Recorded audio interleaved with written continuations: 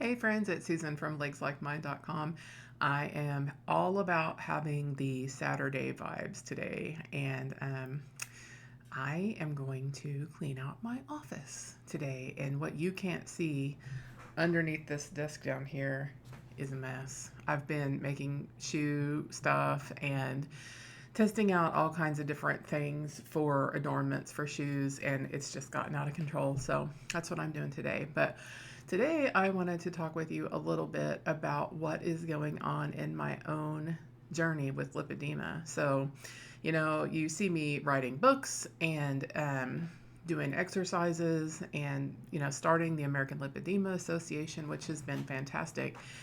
And I continue though. I am still a lipedema patient. And one of the things that is challenging for me is the fact that I live in Oklahoma and basically am having to navigate the journey on my own. Like my doctor supports me, but she's not trained in lipedema. And so she's not actually able to give me direction like, okay, it's time to increase your compression, or okay, you need to try this or whatever, right? And I rarely go see my certified lymphedema therapist because she's given me all the tools I need. I have a pump, I have wraps several different kinds of wraps, right? And she's trained me on how to do MLD. So, and also my insurance doesn't cover that many visits a year, so I have to be really careful about when I go and use it. Even then, though, that particular CLT, while she's wonderful, I've been training her about lipedema, and her colleague there in the office, they come and feel my legs when I go in, all that kind of stuff. So, um, just like many of you, I'm guessing, you're navigating this journey based on stuff that you learned on the internet and based on how you feel, right? It's a weird feeling to have a condition where you literally, outside of what you find on the internet, you're on your own, dude. You know what I mean? So I turned 51 last month, and finally, and I'm grateful for it, believe me, I'm starting to sense the changes of midlife. And while there's good that comes with it too, my lipedema is changing. And I'm going to tell you, so I've already had surgery on my arms once. Look at them. They are growing. And I am such a hot natured person. This is all I can tell you. I cannot tolerate compression on my arms. I just can't. It makes me so miserable, almost like I'm going to pass out. I wear compression on my legs. I have all kinds of compression for my legs. I own arm compression, and I guess I may start sleeping in it because that's the only time of day whenever I could possibly tolerate it. It's just so hot and miserable here. Um, and like I said, it just makes me feel rotten. So, anyway, that's not the part I'm concerned about, though. They don't hurt, right? What I've noticed though lately on my legs, so I've had 3 surgeries on my legs in 2021, and I was probably really a stage 4 because I have lymphedema in my left leg too. They were extremely large and extremely fibrotic. I mean, like the bottom part of my left calf, especially, was like it had a whole flap that would move as one unit. And I remember coming out of surgery and the doctor telling me, I mean, he was just pouring sweat, and he was like, that was so fibrotic. And back at the time, whenever I went to see him, I was very early in my diagnosis, like months into my diagnosis, and I didn't know or do anything to prepare for surgery other than wear compression. Now I know that you want to be in the absolute best shape possible. If surgery is going to be the route for you, like you want to be using your pump a couple of times a day and swimming and exercising and eating no sugar and just doing everything you can to get inflammation out. And if I had known, I would have been using a massage gun every day to try and soften up that fibrosis that was in my left leg. Went in, didn't know any of that stuff. But after 3 surgeries, he got a lot of that fibrotic tissue that was just, I mean, it was literally like a mass that was on the inside of my left leg. So anyway, but we've never declared that I'm done, right? Like he said, I needed 8 surgeries, and I literally, for me, had some difficulties healing, and I was like, I'm going to give myself some time. And of course, life things happen. So in between 2021 and now, I've retired and definitely have far less finances available to me than when I was working in like upper management for the government, you know. Um, and I honestly, I don't want to travel to California to have surgery again. So it was very expensive. I think out of pocket for all three surgeries, even though my insurance covered it, I had Aetna at the time, I still spent $84,000 between the travel, the pre and post op testing, the follow up visits, the copays, the anesthesiologist, which wasn't covered, the operating room, which wasn't covered, the $2,200 a night post op care because I traveled myself during COVID. I mean, it was expensive, right? And I don't want to spend that kind of money again. And so now I'm like, okay, I need to evaluate. I guess that's what I'm going to do over the next few days is evaluate what my options are. Um, because so my arms are growing, right? But I also have noticed that I am developing nodules again in my left leg. And the time that I notice it, well, at night it's hurting again, sort of like the back of my left calf is hurting, and that's a sign that something's happening down there for me. But the other thing too is like if I've been in the pool for a long time, like an hour or longer, right? I've kind of decompressed all of that, decongested all of that fluid that can come out of my legs and go to the bathroom a few times and stuff. And then a lot of times I get cold after I've been in the pool for too long. So I'll go take a bath and prop my legs up on the edge of the bathtub and just sort of warm up and stuff like that. And I like to do MLD while I'm in there while my legs are like, excuse me, really elevated over my heart, right? Because it just helps get the rest of that fluid out. And all of a sudden, so I'm decongested all the way, I'm elevated, right?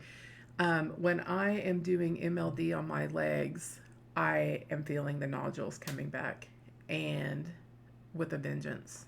I would say before, just to give you some context, I had nodules on the inside of my knees, the medial knees, that were actually a little bit larger than golf balls, and those were extremely painful.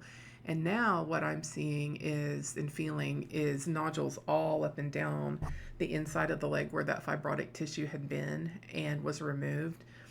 And also interestingly, I'm seeing it on the front of my ankle. Like, here, I'm going to show you, see if I can get my leg up this way and show you. So here, right?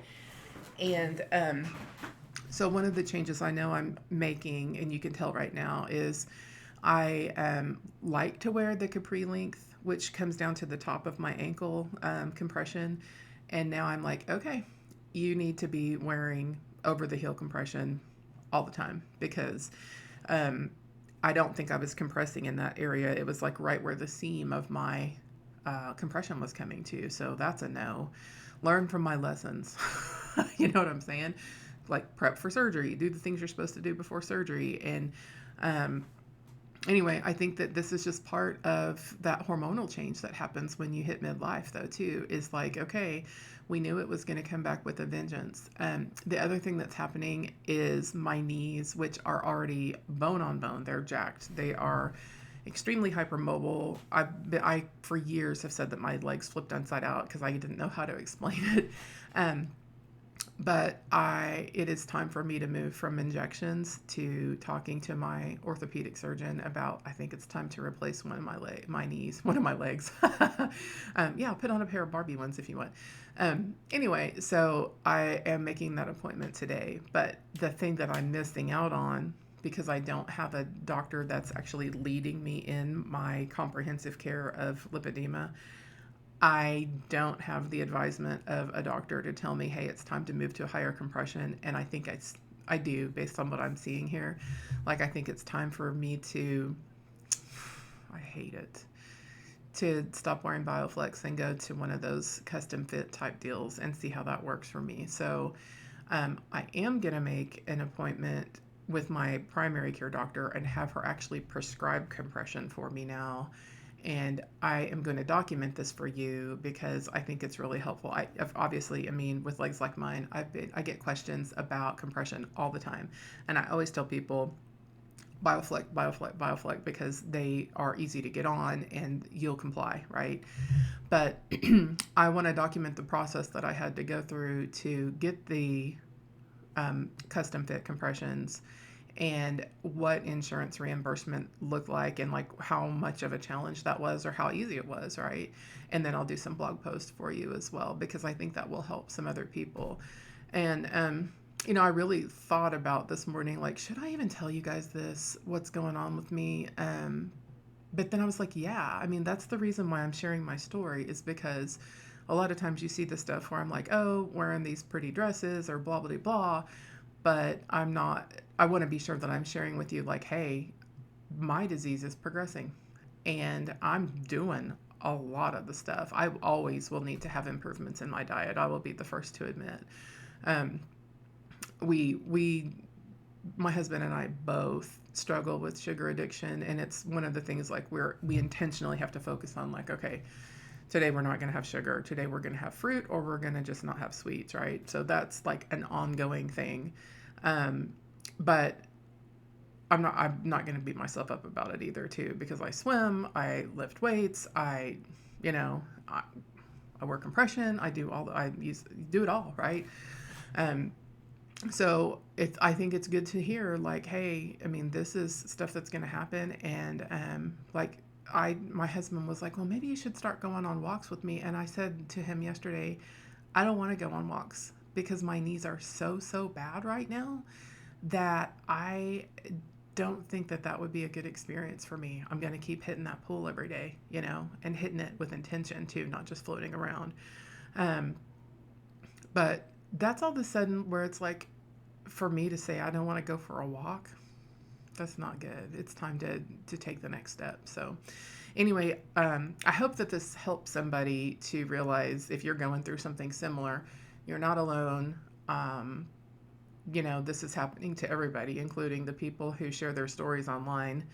And I'm interested in your thoughts and comments, though. You know, what do you think? Surgery is not for everybody, and I have to make a decision on if I'm going to do it or not again, um, just based on the finances and the fact that it's coming back, even though I've had 3 surgeries already. So, all right, I will let you all go. Have a great Saturday or whatever day it is that you're watching this. And like I said, if you've got comments, drop them down below and be sure and subscribe because I am going to follow up with you all on how my appointments went, what I learned from the appointments, and then that whole process of trying to get like professionally custom made compressions done too. So that might be interesting for you as well. All right, see y'all later. Take care. Bye.